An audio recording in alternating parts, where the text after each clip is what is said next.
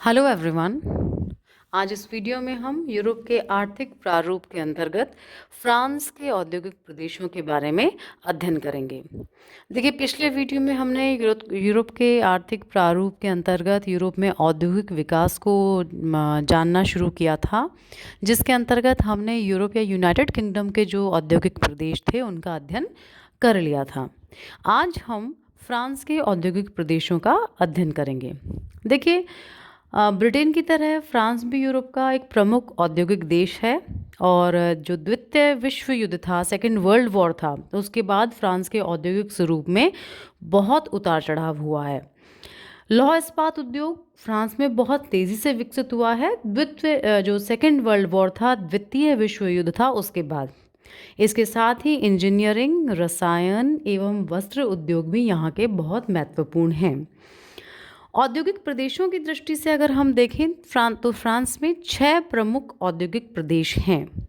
आइए हम ये जानते हैं वो 6 प्रमुख औद्योगिक प्रदेश कौन कौन से हैं। पहला है फ्रांस की कोयला पेटी। फ्रांस के उत्तर पूर्व में बेल्जियम की कोयला पेटी से मिली है। इस कोयला पेटी के अलावा फ्रांस के 5 अन्य औद्योगिक प्रदेश भी हैं। देखिए, फ्रांस की जो कोयला पेटी है जो बेल्जियम से मिली हुई है, वो संपूर्ण जो एक पूरा बेल्ट है, वो इंडस्ट्रियल पॉइंट ऑफ व्यू से बहुत इम्पॉर्टेंट बेल्ट है। आयरन एंड स्टील इंडस्ट्री और जो इंजीनियरिंग इंडस्ट्री हैं वो बहुत अच्छी तरह से फ्लरिश या बहुत अच्छी अवस्था के अंदर वहाँ पर स्थापित की गई हैं। इसके अलावा जो अन्य औद्योगिक प्रदेश है वो है पेरिस महानगर। देखिए, पेरिस स्वयं एक बड़ा बाजार और बड़ा औद्योगिक क्षेत्र है।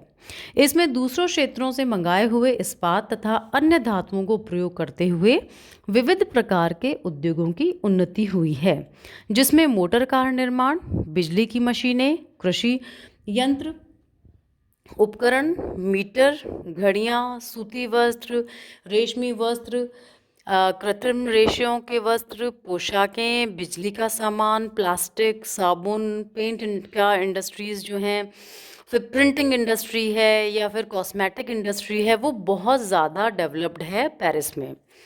पेरिस में कोयला, इस्पात तथा अन्य धातुएं जो हैं वो दूसरे क्षेत्रों से आती हैं और यहाँ पर फिनिश्ड प्रोडक्ट्स उनसे बनाए जाते हैं।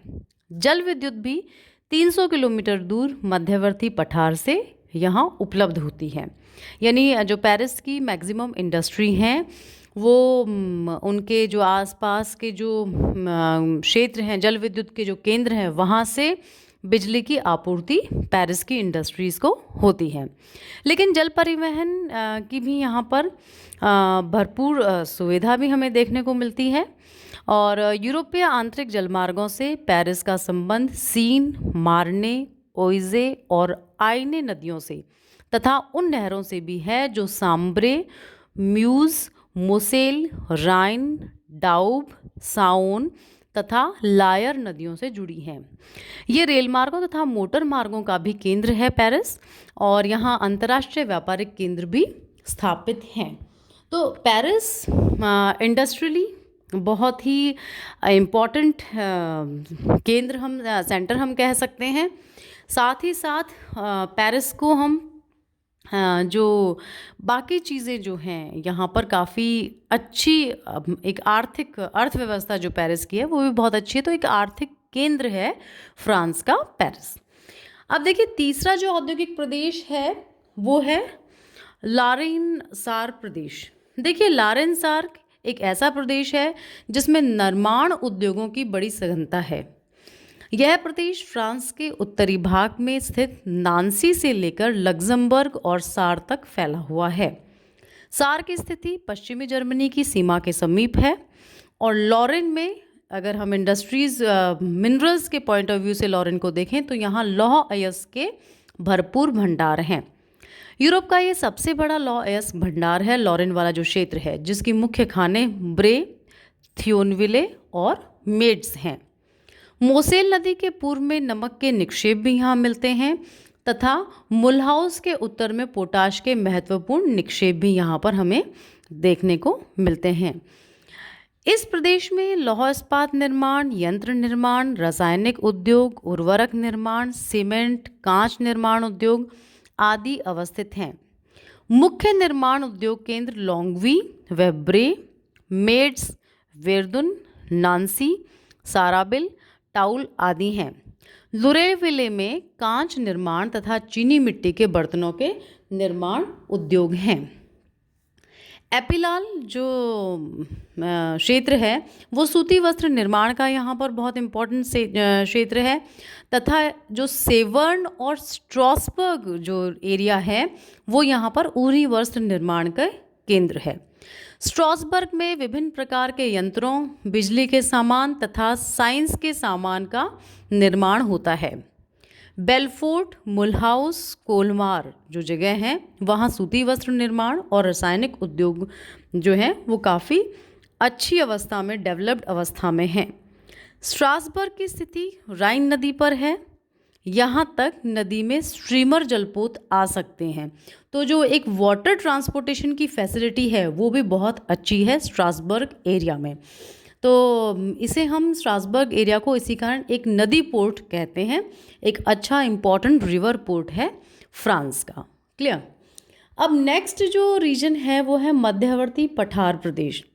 देखिए, मध्यवर्ती पठार अपेक्षाकृत कम आबादी का तथा कम साधनों का प्रदेश है।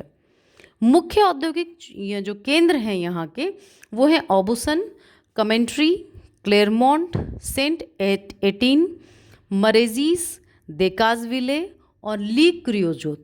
ली क्रियोजोट जो हैं ये सब मध्यवर्ती पठार के इम्पॉर्टेंट एरियाज़ हैं। मैं एक बार फिर आपको इन जो सेंटर्स हैं इम्पॉर्टेंट इंडस्ट्रियल सेंटर्स उनको वापस रिवाइज करवाती हूँ।